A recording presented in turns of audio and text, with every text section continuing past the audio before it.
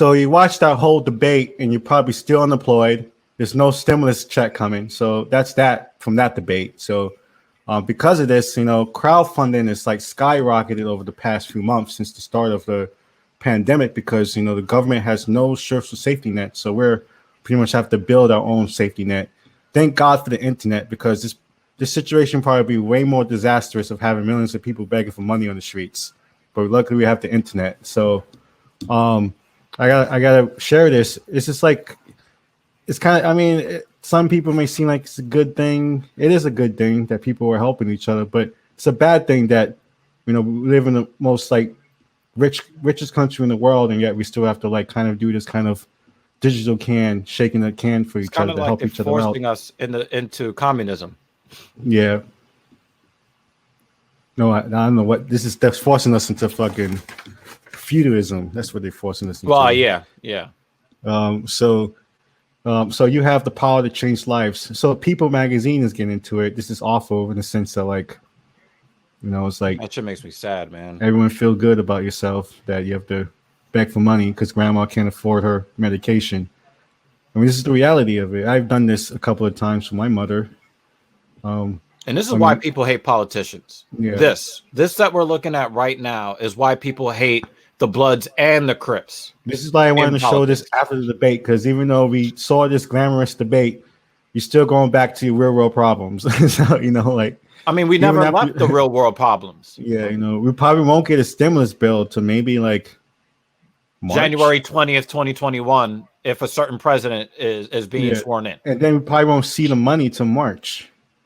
That's if it happens that fast. You're going to have like 60 million homeless Americans. Thanks, Trump. So this is going to be a rough winter for a lot of Thanks, Mr. Mitch McConnell. We got to give you credit too. We're about to have half the nation living on the fucking street.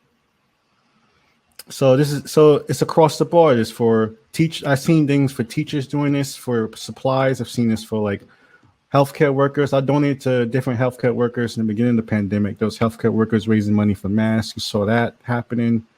So families so this was happening. I saw this right away in March. And if Phil can drop this video real quick, this to show the scale of it even bigger. Work in this country, many are turning to online fundraising to make ends meet. GoFundMe says a whopping $625 million has been raised for COVID relief over the past 6 months. In the US, nearly 60% of those fundraisers were to help small businesses or the unemployed. Tim Cadogan is the CEO of GoFundMe. He joins us live now from Los Angeles via Skype. Tim, thank you so much for being with us. Just walk us through the overall trend between March all those transactions now. Again, the tax every percentage. Yeah, sure. Happy to be here. So we saw a tremendous. He's going to be able to buy his eyebrows back. Really, first in Europe and then in the US. He probably bought them off in March, and then that sort of sustained through the next 3 months, and then it's gradually been kind of stepping down, but it still remains at a pretty significant level because, as you mentioned in your previous story, the after effects in terms of the economic impacts are still pretty significant. So that's what we've seen so far. And looking at the numbers, it sort of peaked around the end of March. You've seen the highest numbers of campaigns launched and the greatest amount of money raised around March 26th, March 25th. That's when it peaked. Were you surprised that it peaked so soon after the pandemic started? And also, we're seeing most activity in areas like New York and Washington. It's crazy how the media acts shocked at how poor people are. Well, at this point, I don't think I'm surprised by anything. People that poor? That happened that fast? Yeah, She's like, I paid $300 to get my hair done. What do you mean there are poor people in the country? New York was so severely hit, so we saw a very big. This is why you watch Black Power Magic all ladies and gentlemen. That activity did continue to roll at a pretty high level. I think you also saw a very significant move to help with PPE and frontline workers because there was that shortage early in the crisis, and then you started to see an increasing number of campaigns for small businesses and for unemployment related to businesses. And that kind of built through March, April, and then into May and June as it was clear that the pandemic was going to last for longer. And those effects began to be felt in a more profound way for those businesses, and it went from being we're going to be off for 2 or 3 weeks to this looks like it's going to be happening for much longer. So that's kind of how it trended out. And obviously, the more people are launching campaigns, the more money that is being raised, the more that GoFundMe ends up taking, of course, in terms of transaction fees. Oh, yeah, getting that cut. Has that allowed you to expand? Just the fact that you have this pandemic, you have more people raising money on your platform, there's more transaction fees that you're able to get. Has that allowed you to expand in terms of just even hiring more people? Well, just to clarify, the main way we make money is actually through tips. So donors can donate, can tip us on top of their donation. Right. So that's our revenue stream. But yes, we have been expanding, unsurprisingly, with the increase of usage and the increase of demand. We've expanded our service team so that we can make sure that we're for everybody. And just know that we operate in 19 markets around the world. It's not just the US. And we've been expanding our product technology teams so we can continue to make the product better, so it can be available and even easier to use for more people, so they can get more support. Business is booming. And just in terms of what's happening here in the United States, there's a stimulus relief package that has stalled. You've got just this week 870,000 Americans filing first-time benefits. What's your view on the fact that Americans, without congressional help at this point, are now having to rely on each other more than ever before in order just to maintain their livelihoods? Yeah, I mean, look, maybe we don't need Congress anymore. To major government and philanthropic programs, and the power of GoFundMe is it allows you to get financial support, but it also allows you to do that in a one-on-one connected way with the people that you know and the people that care about you, and so that the emotional quotient of the support is almost as important as the financial side. And if you see. And if you talk to campaign organizers, when their campaign is finished and as they're thinking about it, what they often talk about is, hey, I got this support and it was so moving to me that 300 people or 1,000 people or 20 people, some of whom I don't even know, stepped up and helped me. And so that very kind of grassroots one-to-one democratic model complements what is out there in terms of government and other bigger institutions.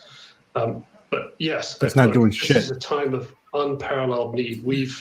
Most of us have never lived through anything like this, right. And so people are resorting to a lot of different ways to get help, and we are glad to be a part of that puzzle and to be able to help people out.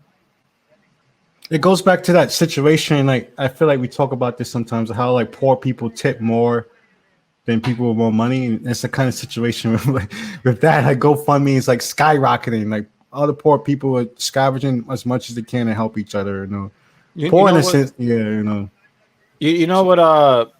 what I was thinking about listening to him talk. Besides staring at the fact that he has no eyebrows, I kept thinking about the fact that I normally am very jaded in my expectations of Americans because it seems like we see a lot of the worst of America.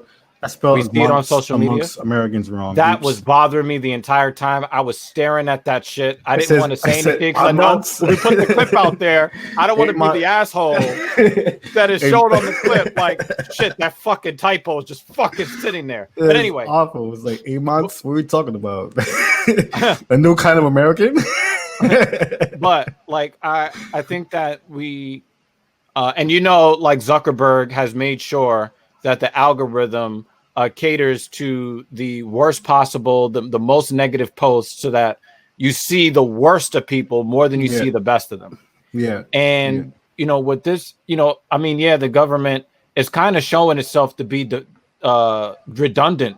Like, we don't need them because, things could be a whole lot worse if people just waited on the government to do their goddamn job with the tax money that we paid. You saw what happened. You saw what she said. She said that all of the crowdfunding just really skyrocketed right like a day or two when the lockdown started. Right, and people right away like, I don't trust I'm going to get money from them. I'm going to start raising money. Like, really, So what that does is it does give me a little bit of pause. It like a lot of the cynicism that I felt in my life, I feel just a little bit less of it, because the people who are doing good for people, they're not out on social media talking about how they donated to all of these GoFundMes. They're probably even ridiculously wealthy people who were anonymously trying to help out these small businesses and these people who have been struggling.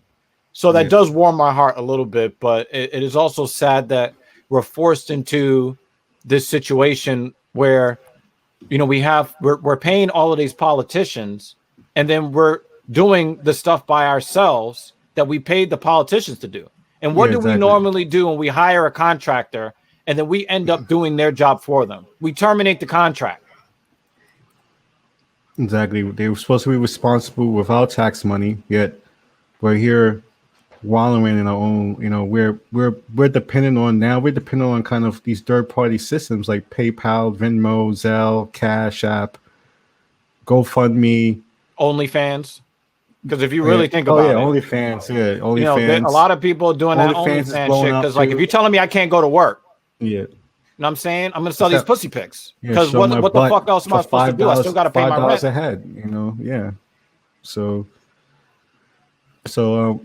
So I really want to get down to the wire. I mean, all the like kind of technology lingo about what crowdfunding is, you have to straight up to say you have to straight up say what it is. This is what it is. It is asking strangers for money has been long stigmatized. In England during the 16th century, the begging poor were criminalized, with poverty portrayed as a moral failing caused by lack of industriousness. In reality, the ruling class wanted to control the labor market and discourage government-funded welfare. Does that sound familiar? These ideas of industrialness were shipped to the United States and repackaged as the American dream.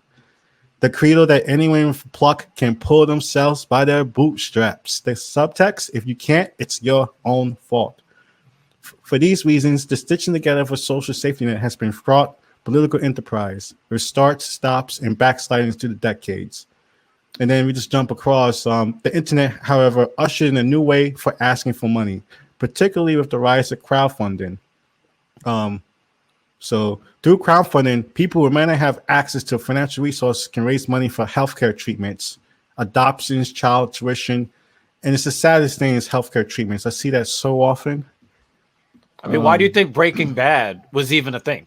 Yeah, so this dude sold the world's best crystal meth because he was dying of cancer, couldn't get treatment. Yeah.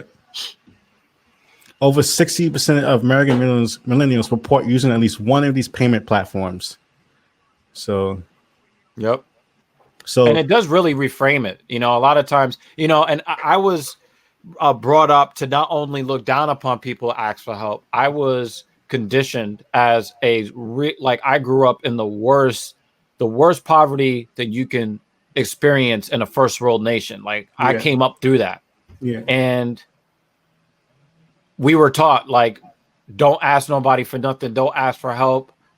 And so I went without, and people had to like almost force the help down my throat because I didn't think that I was worthy of being helped. And I was young, homeless, through no fault of my own, but I still blame myself.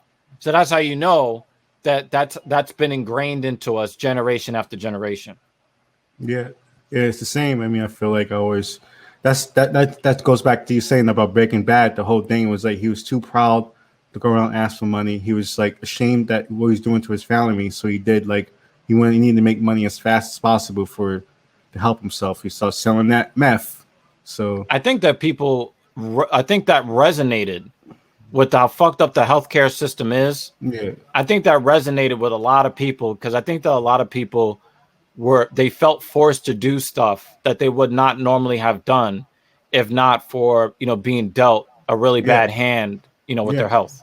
Yeah, I mean, it's puts in perspective. Like the internet is like almost softening the blow of how disastrous this situation could be right now. That people actually have the tools they can go online and ask for financial help. Because if this wasn't here, my God, I'm still not asking nobody for help though. Yeah, so even me knowing all this shit, I'm still not asking nobody for no help. So that's Dash and Bash. Follow us on Twitter, Facebook, on YouTube, act.tv. We got almost 40,000 subscribers. Leave a comment. Let us know we're there. and you're there.